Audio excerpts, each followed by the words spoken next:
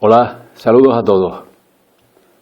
Todo empezó cuando la Inquisición requirió a los reyes católicos la expulsión de los territorios de Castilla y Aragón de todos los judíos que no aceptaran convertirse al cristianismo. Tras la promulgación en 1492 del Edicto de Granada, que decretaba su expulsión dando un plazo de 5 meses, se calcula que más o menos la mitad de los 200.000 judíos que habitaban por entonces estos reinos tomaron rumbo hacia Francia, Portugal, Países Bajos y norte de África. Nace aquí la figura del cristiano nuevo, del converso, del denominado marrano o criptojudío, que al aceptar el cristianismo se erige en objeto de dudas y de sospechas en cuanto a la sinceridad de su recién adquirida condición de cristiano. Y surgen los debates historiográficos argumentando que estos judíos conversos muchas veces fingían ser cristianos de cara a la sociedad, mientras en su intimidad practicaban ritos judíos. Es necesario recordar que todos los primeros cristianos fueron judíos conversos, puesto que el cristianismo nació como rama del judaísmo. Es decir, Cristo se manifestó como el Mesías esperado por los judíos y predicó entre ellos. Es fundamental entender que cualquiera de nosotros que tenga apellido de origen judío, que son muchísimos en habla hispana, puede ser un converso, puesto que en España hay y hubo millones de conversos que, si investigan los apellidos y las listas de la Inquisición, comprobarán que la gran mayoría de los españoles son conversos. Tengamos presente que en España convivieron 4 religiones: la arriana, la católica, el islam y el judaísmo. Y que dentro de esta última había 3 ramas, como eran la Torá, los talmudistas y los cabalistas. A lo largo de los siglos estas creencias se influenciaron unas a otras. Y en este largo tiempo hubo personas, como por ejemplo los arrianos, que se convirtieron al islam y también al judaísmo tras aquel hartazgo por las guerras entre arrianos y católicos. Por tanto, tenemos una interminable lista de familias de practicantes de ida y vuelta entre las 4 religiones, que en teoría se culminó con la unificación en la época de la Reconquista. Caso aparte son los marranos, término usado tanto para los judíos convertidos por conveniencia, por presión, como para los criptojudíos, que se hacían pasar estos últimos por cristianos mientras seguían practicando el peligroso Talmud. Dicho esto, y en relación al tema que nos ocupa, hoy día existen creencias religiosas y corrientes ideológicas que utilizan el término converso como sinónimo de sospechoso para referirse a los fundadores de los jesuitas. En este contexto nace la Compañía de Jesús. Pero, ojo, casi medio siglo después del Edicto de Granada, es decir, tras varias generaciones de conversos, de hijos nacidos de familias de cristianos nuevos, de nietos de aquellos primeros conversos, que con el tiempo, con el paso de los siglos, conforman gran parte de la actual población española. Entonces, ¿dónde trazamos la línea de la fiabilidad del converso? ¿En qué generación de cristianos nuevos? Según el libro Los jesuitas en la España del siglo XVI, de Marcel Bataillon, en la primera compañía no se ponía en cuestión la admisión de los conversos, ahondándose con esto en el distanciamiento frente a las congregaciones viejocristianas de ascendencia medieval. Según la misma fuente, hacia la mitad del siglo XVI, entre los primeros jesuitas españoles, algunos incluso de primer orden, eran efectivamente cristianos nuevos.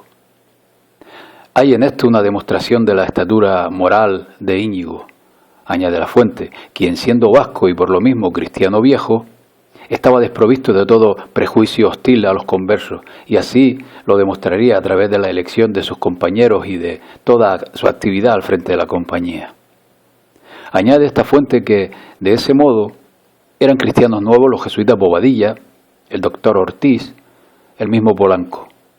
Esta determinación inicial de la compañía fue muy controvertida y olvidada por momentos a finales del mismo siglo, al punto de que se llegara a negar que el segundo general Diego Laínez, elegido por el propio Loyola como su vicario general, hubiera venido precisamente de una familia de judíos conversos. Como era de esperar, tanto la Iglesia como la Corona tomaron las medidas necesarias para vigilar el cumplimiento de dicho decreto de expulsión y controlar a quienes permanecieron en el reino, aceptando la conversión al cristianismo. Y debido a las controversias y sospechas en torno a los conversos, se dictaron normas como la denominada limpieza de sangre, aunque ya existían similares decretos previos a la expulsión, que regulaba con requisitos la pertenencia de conversos a la hora del acceso a las instituciones o para acceder a determinados cargos. Estos estatutos de limpieza de sangre tenían como objetivo acreditar que se era cristiano viejo, es decir, que no tenía antepasados no cristianos, es decir, que no se tenían antepasados judíos o musulmanes. Hubo también rechazo entre los cristianos y una de las personas que mostró una oposición más firme a los estatutos fue el propio Ignacio de Loyola, quien en una ocasión afirmó que le habría gustado descender de los judíos porque así podría ser pariente de Cristo nuestro Señor y de Nuestra Señora la gloriosa Virgen María. Al culto que había a la pureza de sangre, Ignacio de Loyola lo calificaba como el humor español. Así pues, los jesuitas admitieron a los conversos, de quienes el rector del Colegio Jesuita de Alcalá escribió en una carta a Ignacio de Loyola: se encuentra entre ellos más virtud que entre los cristianos viejos y los hidalgos. Sobre el origen judío de Ignacio de Loyola existe de sobra documentación que descarta esta hipótesis. Como ejemplo, la revista del Instituto Antropológico de Gran Bretaña e Irlanda, que establece que Loyola era un vasco racial. Los fundadores del jesuitismo, Xavier y otros, eran vascos, y vascos siguen estando entre los mejores y más fervientes misioneros de la Iglesia Católica Romana. Loyola, incluso en la fisonomía y el físico, era un típico vasco y conserva sus costumbres vascas hasta su muerte. Antepasados vascos de Ignacio de Loyola han sido probados y tenía cromosoma R1b, además de confirmarse que era un gentil europeo no semita. Otro argumento para levantar sospechas en cuanto a Loyola es su presunta afiliación a los Alumbrados, una secta mística iluminista española que supuestamente practicaba la cábala judía, aunque solo se sospechaba de sus simpatías hacia ella y nunca se ha podido confirmar su afiliación. Además, estos alumbrados no fueron influenciados por la práctica judía. El estudioso Richard J. Woods señala en su libro La espiritualidad cristiana, la presencia de Dios con las edades, que los alumbrados estaban muy influenciados por el misticismo católico del dominico alemán Meister Eckhart y sus discípulos. Al igual que los anabaptistas alemanes, estos alumbrados fueron muy influenciados por la mística renana de Eckhart, de Tauler y de Ruysbroeck, cuyas obras habían sido traducidas al español una generación antes. El sucesor de Ignacio de Loyola como general de la compañía en 1556 fue un converso, lo que suscitó la oposición entre ciertos sectores de la Iglesia. Aunque hay quienes afirman que el primer documento en el que nos encontramos el apellido español Laínez es ni más ni menos que en el Cantar del Mío Cid, compuesto en torno al año 1200, donde se relata que las dos hijas del Mío Cid se casaron con los infantes de Laínez. Que sin entrar a valorar la historicidad del Cantar del Mío Cid, cabe recordar que un infante es hijo de un rey cristiano, pues no hubo reyes judíos, y que por tanto el apellido Laínez es de cristianos viejos. Francisco de Borja, sucesor de Laínez, escribió en una carta que para el Señor no hay acepción de personas ni distinción entre griego o judío o entre bárbaro y escita. Este linaje de Gandía, los Borja, tiene sus raíces en el Aragón más profundo y era un ferviente cristiano, sobrino del Papa y escudero mayor de Castilla y defensor de la emperatriz Isabel, esposa de Carlos I de España y V de Alemania, y a la vez hermano de la única mujer jesuita en la historia. Esta gente, los Borgia, no eran marranos, pues este señor, enamorado platónicamente de la emperatriz, al verla morir se hizo monje y luego fue el principal valedor y financiador de la orden jesuita, porque era inmensamente rico. Las presiones sobre los jesuitas fueron aumentando y eran vistos en ocasiones como un grupúsculo de judíos, hasta que en 1593 aprobaron la exclusión de los conversos tras emitirse el Estatuto de Limpieza de Sangre de los jesuitas.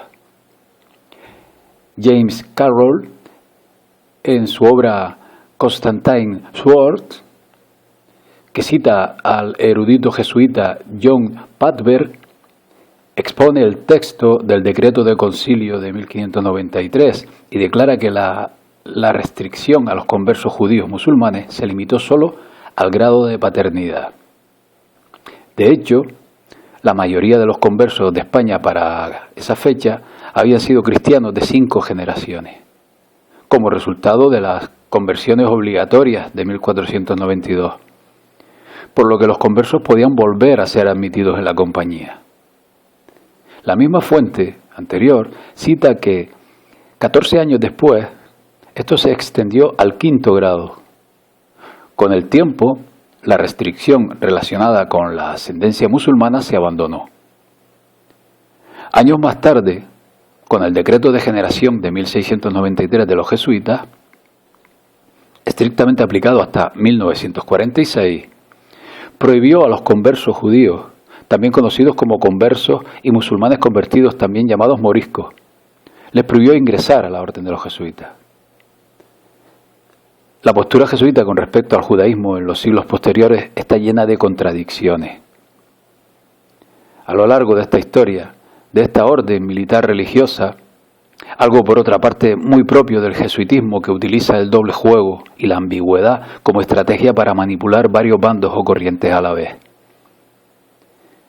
La lista de pruebas de su ambigüedad y de sus contradicciones es amplia, y haremos una recopilación en algún futuro vídeo.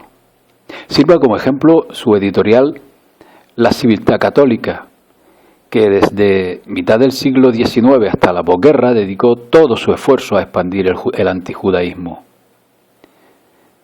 En 1923, en el 27º Concilio Jesuita, se especificó que el impedimento de origen se extiende a todos los descendientes de la raza judía, a menos que quede claro que su padre, abuelo y bisabuelo han pertenecido a la Iglesia Católica.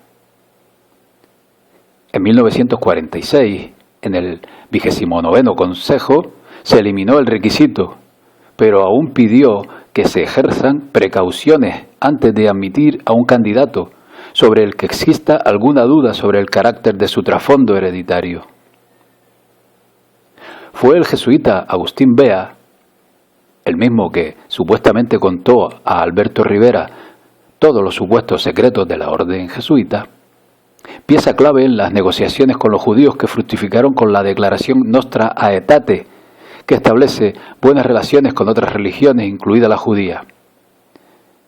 Esto fue en el Concilio Vaticano II a comienzos de los años 60, lo cual, en mi opinión, no deja de ser tan solo la regularización de una realidad, porque supuso el triunfo definitivo de los anglo-venecianos, que desde dicho concilio culminaron la conquista del poder en el Vaticano junto a sus testaferros sionistas. Hoy día, jesuitas y sionistas van de la mano para la consecución de su meta final, que, en mi opinión, no es otra que sentar al Papa en Jerusalén tras demoler la Iglesia Católica desde dentro, al judaísmo a través del falso judaísmo sionista y al Islam, que sería caso aparte de explicar por su complejidad a la hora de argumentarlo. Una vez alcanzada la meta, el mundo tendrá, si no lo remediamos, una sola religión fruto del ecumenismo, sostenida en proclamas ecologistas, avalada por la ciencia y sostenida también en nuevas teorías que se vienen divulgando y fraguando desde hace muchos años con respecto a la vida en el exterior de nuestro planeta. Y también a los aspectos en torno a nuestra realidad existencial en esta tercera dimensión. Pues bien, amigos, esto es todo. Hasta pronto. Saludos a todos.